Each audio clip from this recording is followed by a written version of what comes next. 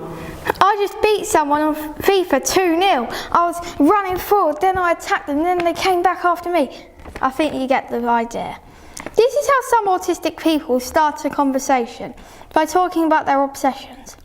Hello everybody, my name is Jaden and today I'm going to talk to you about autism and how schools can support children with ASD. In my life I've come a long way. I was diagnosed with autism at the age of 2. I had severe anxiety about anything unexpected. I didn't socialise in any way and I didn't speak until I was around 3.5. Recently I passed the Ken test and I'm going to a grammar school in September. I have a few different habits that I can't help, such as flapping my hands, fidgeting and chewing, but I'd rather people ignored them instead of pointing them out. I can find it quite hard to make friends and speak to people because I find it hard to think about other people's points of view and sometimes find it hard to start a conversation or to think of what to say next. I find it difficult to concentrate sometimes because I get distracted and I'm obsessed by certain topics that I like to think and speak about a lot. This is just how autism affects me, but I have friends with autism and it affects them in all different ways. Some do not speak, some have different habits or are sensitive to different things, but we all just want to be treated the same as everyone else. Now I will talk about how schools can support children with autism.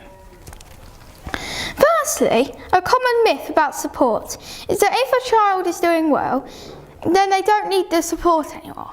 The idea is ridiculous. It's like saying, if a cake tasted nice and didn't need flour.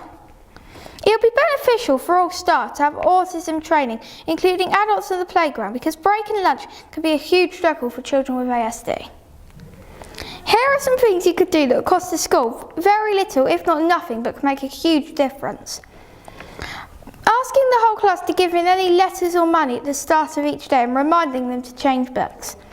Prompting him or her if they are getting distracted. Ask the child or children if they have any anxieties, or provide a visual cue card so they don't have a chance to build during the day. A worry shared is a worry halved. Giving children the opportunity to get changed for PE and eat lunch somewhere away from the rest of the class because they could find it overwhelming due to their sensory needs.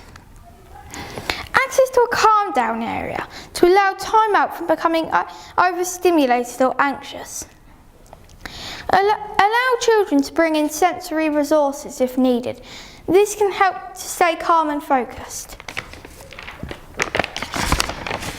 Communication between parents and school staff is key to address anxiety and other issues a child may have at home or vice versa. It might be helpful for children in the class or even the whole school to be educated on what it's like to be autistic and how to approach them with ASD.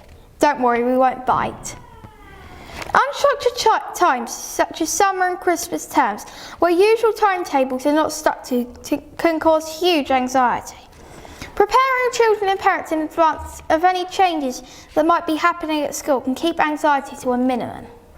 Finally, being autistic is hard, but with the right help and support, school life can be much easier to cope with. Thank you for listening.